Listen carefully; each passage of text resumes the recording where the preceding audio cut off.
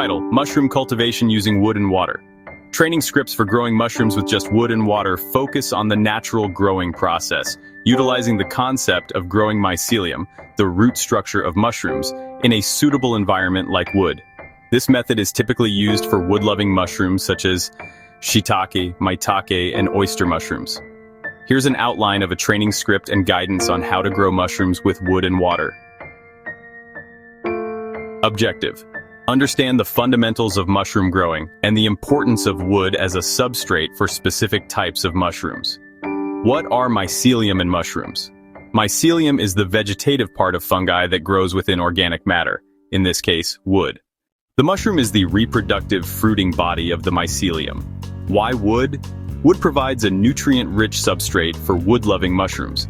Different types of mushrooms grow better on specific types of wood, such as oak, maple, and beech. Key supplies: wood logs, fresh or recently cut.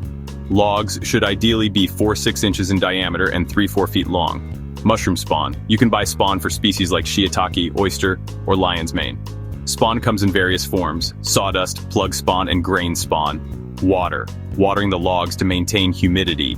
Tools: drill, wax, or cheese. And a paintbrush for plugging holes with spawn.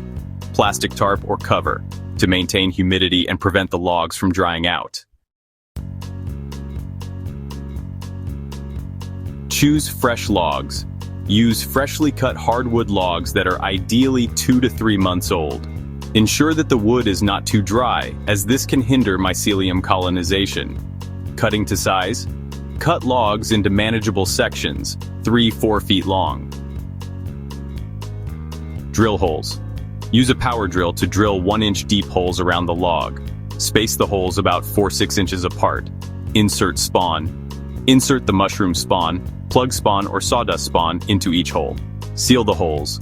Use cheese wax or beeswax to seal the holes after inserting the spawn to prevent contaminants. Humidity. Place the logs in a shady, humid area. You can keep them under a tarp or in a shaded corner of your garden. Watering. Keep the logs moist by watering them regularly. During dry spells, mist the logs to maintain moisture. Wait for mycelium growth.